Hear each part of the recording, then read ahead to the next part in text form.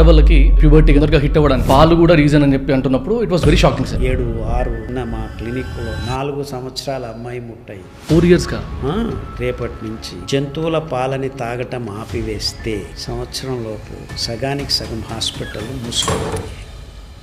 తెల్లాను దాన్ని తింటే రక్తంలోకి గ్లూకోజ్ వరదలాగా వచ్చేసి మీ రక్తం గాఢమవుతుంది.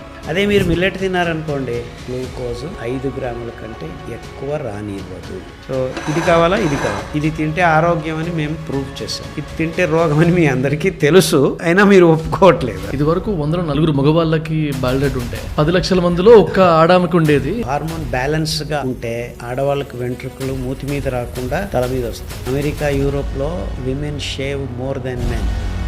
పంజాబ్లో చేయి పెడితే నీళ్లు దొరికేవి, ఇప్పుడు 1000 అడుగులు బోర్ వేస్తే నీళ్లు రావట్లేదు. పర్యావరణ అంశానికి కారణం మీరు తింటున్న ప్రతి ముద్ద, ప్రతి చుక్క అని చెప్పేదానికి నాకు ఏ సందేహము లేదు. అసలు ఫ్యూచర్ ఎలా ఉండబోతుంది? ఇది ఇలాగే కంటిన్యూ అవుతాయి. మనిషి వీర్యకణాలు మాయమైపోతాయి. Sperm cells 120 million sperm count ఉండాల్సింది ఇప్పుడు 25 మిలియన్స్ దిగిపోయింది. ఆ ఉన్న వీర్యకణాలు ఆరోగ్యకరంగా లేవు. దానికి సాక్ష్యం 8% మెంటల్లీ రిటార్డెడ్ కిడ్స్ పుడుతున్నారు, 8% ADHD అంటున్నారు, ఇంకా 8 మందికి హృదయంలో రంధ్రం పెట్టుకుని పుడుతున్నారు. పిల్లల్ని పుట్టకముందే రోగాలు తయారు చేస్తున్నామంటే సంథింగ్ ఈజ్ రాంగ్.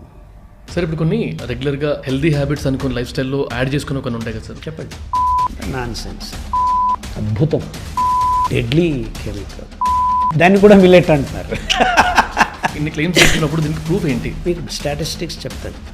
1925లో అంటే కొంచెం షాకింగ్ ఉండింది సార్. అందుకే ఎందుకు షాకింగ్ అంటే మీరు అందరినీ బ్రెయిన్ వాష్ చేశారు. గడిచిన 30 సంవత్సరాలుగా మానవ జాతి తన ఆహారాన్ని తప్పుదారిలో తీసుకెళ్తుందని గట్టిగా వేలు చూపించి మాట్లాడుతున్న ఒకే ఒక్క మనిషి ఎవడయ్యా అంటే వాడే millet man of India, Padma Shri doctor Khadar Valli గారు.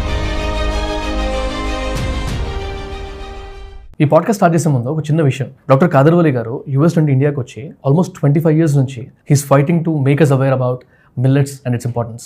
ఆల్మోస్ట్ 9,000+ అవేర్నెస్ ప్రోగ్రామ్స్ కనెక్ట్ చేశారంటే మాటల. ఈ అవేర్నెస్ ప్రోగ్రామ్స్లో he teaches us how to cultivate millets. ఇప్పుడున్న ప్రజెంట్ లైఫ్ స్టైల్స్కి మిల్లెట్స్ వల్ల అయ్యే బెనిఫిట్స్ ఏంటి, and that is the reason he's called millet man of India. దీనిలో చాలా మంది అంటారు కదా రైస్ వల్ల హెల్త్కి చాలా ఇష్యూస్ అవుతాయి అని. అసలు ఈ పాడ్కాస్ట్లో రైస్ వల్ల ఎన్విరాన్మెంట్కి ఎలాంటి ఇష్యూస్ అవుతున్నాయి, ఎన్వైరన్మెంట్ ఎలా పాడవుతుంది అనే విషయాలు తెలుసుకున్న తర్వాత we were shocked. And milk వల్ల మన బాడీకి ఎలాంటి ఎఫెక్ట్స్ అవుతున్నాయి, ఇన్ఫాక్ట్ ఆడవాళ్ళకి ఎర్లీగా ప్యూబర్టీ హిట్ ఎందుకు అవుతుంది, దానికి మిల్క్కి సంబంధం ఏంటి, ఇలాంటి టాపిక్స్ గురించి మాట్లాడడం. అండ్ ఇప్పుడున్న మన లైఫ్ స్టైల్ వల్ల మెన్ స్పర్మ్ కౌంట్ ఎలా ఎఫెక్ట్ అవుతుంది అనే విషయాలు కూడా we have touched in this podcast. Who else will be the best guest to discuss about millets? Guys, this is very important podcast. Please watch it and share it with your dear ones.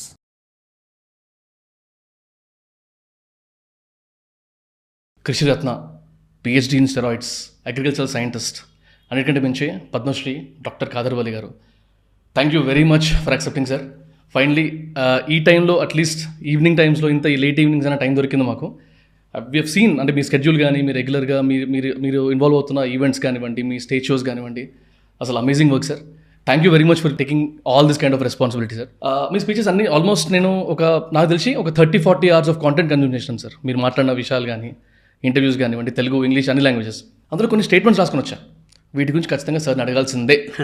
So literally కొన్ని statements వదిలేసి మీకు topic వదిలేస్తాను. మీరే కొంచెం lemon టర్మ్స్లో మాకేం తెలియదు అన్నట్టు explain చేయండి సార్.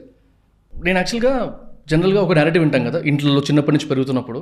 ఇప్పుడు పాల గురించి, డైరీ ప్రోడక్ట్స్ గురించి మాట్లాడితే కాల్షియం గ్రోత్కి బాగా హెల్ప్ అవుతుంది, లేకపోతే ఒంటికి మంచిది, చిన్నప్పటి నుంచి తాగుతూనే ఉంటాం. ఇప్పటికీ 30 ఏళ్ళు వచ్చినా 40 ఏళ్ళు వచ్చినా కూడా రెగ్యులర్గా రోజు పాలు, టీ ఏదో కన్జ్యూమ్ చేస్తూనే ఉంటాం. కానీ మీ వర్జన్ వచ్చేసరికి you are completely against of it. In fact ఒక 2 ఇంటర్వ్యూస్లో అనుకుంటా యూ మెన్షన్ దట్ ఈ పాలకి అంటే ఫీమేల్ ఆడవాళ్ళకి మెనార్కీ కానీ లేకపోతే ప్యూబర్టీ కానీ తొందరగా హిట్ అవ్వడానికి, అంటే 10 years 12 yearsలో రావడానికి కూడా రీజన్ పాలు కూడా రీజన్ అని చెప్పి అంటున్నప్పుడు it was very shocking sir. So if I ask you అసలు what is happening behind it, మీ వర్షన్ తీసుకుందాం అనుకుంటున్నాను. నా వర్షన్ కాదు, నిజమైన వైజ్ఞానికమైన విషయం ఇది. మ్యామల్స్ అంటారు, స్తన్యజీవులు అంటారు.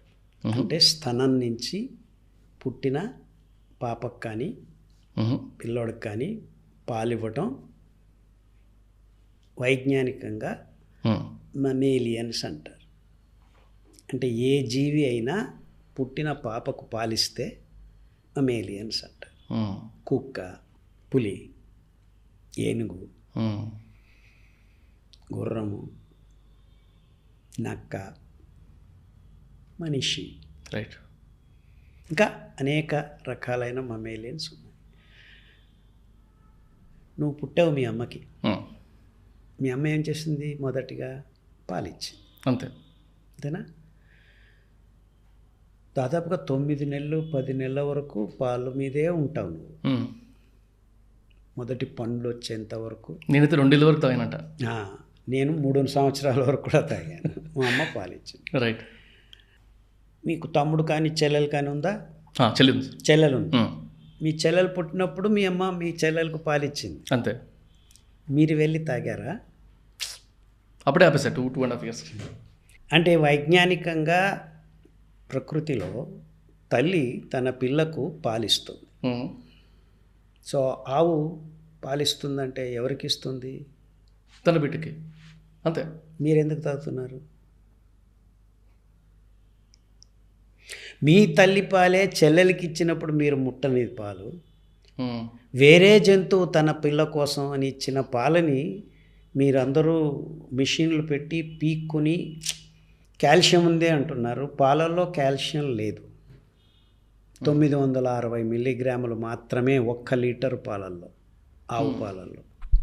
స్టెరాయిడ్స్ చూపించి యాంటీబయాటిక్స్ ఇచ్చి ఐవీఎఫ్ టెక్నాలజీస్తో జెనెటికలీ మాడిఫై చేసిన ఆవుల పాలని అమ్ముకునే ఒక ఇండస్ట్రీ ప్రోడక్ట్ని మీరు, ఈ తజ్ఞులు మీకు కాల్షియం మంచిది, పెంచుదలకు పరిపూర్ణమైన ఆహారం అని విజ్ఞానపు పుస్తకాల్లో రాసుకొని ట్రిలియన్ లీటర్స్ కంటే ఎక్కువగా ఉత్పాదన చేస్తూ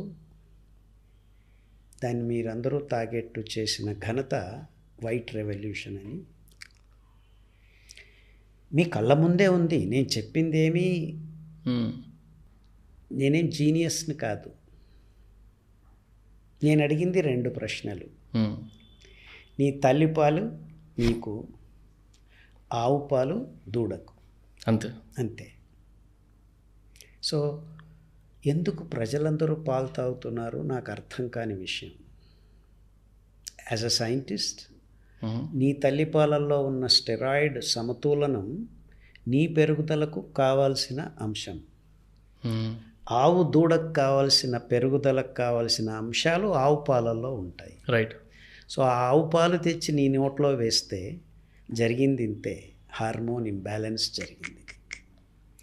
అందుకే ఆడపిల్లలు 7, 6, ఇప్పుడు ప్రస్తుతం నిన్న మా క్లినిక్లో 4 సంవత్సరాల అమ్మాయి ముట్టయింది. ఈ విషయాలు క్షుణ్ణంగా 4 yearsగా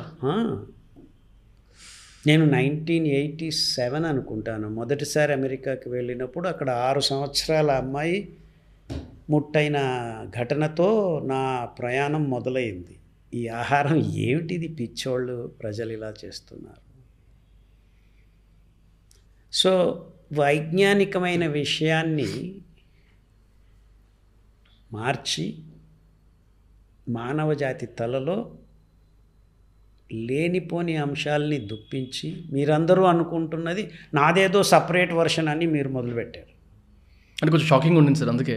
ఎందుకు షాకింగ్ అంటే మీరందరినీ బ్రెయిన్ వాష్ చేశారు ఈ తజ్ఞులు. నిజమైన అంశం ఇంతే. అంటే నేను ఇంకా గట్టిగా చెప్పాలంటే ప్రస్తుతం మానవజాతి రేపటి నుంచి ఈ జంతువుల పాలని తాగటం ఆపివేస్తే వచ్చే సంవత్సరంలోపు సగానికి సగం హాస్పిటళ్ళు మూసుకుపోతాయి. అంటే మానవజాతికి ఇప్పుడు ప్రస్తుతం ఉన్న రోగాల్లో మూల కారణం పాలు తాగటం ఒకటి. ఇంకా అంతకంటే ఎక్కువ చెప్పదలుచుకోలేదు పాల గురించి. సో మీరందరూ పాలు కావాలి, పన్నీరు కావాలి, చీజ్ కావాలి, ఇదంతా మానవజాతి భయంకరమైన తప్పుదారిలో వెళుతున్న ఒక అంశం. ఇన్ఫ్యాక్ట్ నా జీవిత ఉద్దేశం ప్రస్తుతం ఏంటంటే మానవజాతి తప్పుదారిలో వెళ్తుంది ఆహారం విషయంలో. దాన్ని సరిదిద్దగలనా అని నేను నా వంతు ప్రయత్నం మొదలుపెట్టాను. గడిచిన 30 సంవత్సరాలుగా ఈ మహాప్రస్థానం నడుచుకుంటూ వస్తోంది. అండ్ మేము ఫస్ట్ టైం టీమ్తో మాట్లాడినప్పుడు కూడా we calling millet man of India అని కొంచెం ప్రౌడ్గా చెప్పుకున్నాం అనమాట. అవునండి. సో లిటరలీ సార్ అంటే ప్రౌడ్ ఏం లేదు అందులో. అంటే నేను చెప్పొచ్చింది ఏమిటంటే గడిచిన 150 సంవత్సరాల క్రితం మనం వెళ్తే ఈ వరి బియ్యము, గోధుమలు, చక్కెర మన వంటింట్లో ఉండేది కాదు. ఎవరి వంటింట్లోనూ ఉండేది కాదు. ఎందుకంటే అవి పెంచే పద్ధతులు చాలా కష్టమైనవి. దానికి నీళ్లు కావాలి, ఎరువులు కావాలి. సో నీళ్లు భూమి మీద దొరకటం అంత సులభం కాదు. నదులు ఉండాలి, నదుల పక్కల భూములు ఉండాలి. రైట్. సో మొత్తం ప్రపంచమంతా తిప్పికొట్టిన నదుల చుట్టూ ఉన్న భూభాగంలో ఆహారం పెంచుకునే విధానం అయితే వరి బియ్యము, గోధుమలకి. అంటే నీళ్ళు ఎక్కువ కావాలి. 1 కేజీ పెంచాలంటే మీకు దాదాపుగా 8,000 లీటర్ల నీళ్లు కావాలి. ఎక్కడ పడితే అక్కడ, ఎండాకాలం, వానాకాలం, చలికాలం, ఎప్పుడైనా పెంచుకోగలిగిన ధాన్యాలు పూర్వీకులు పారంపరికంగా మన పెద్దలు తింటూ వస్తున్న ధాన్యాలు 200 రకాలు ఉన్నాయి.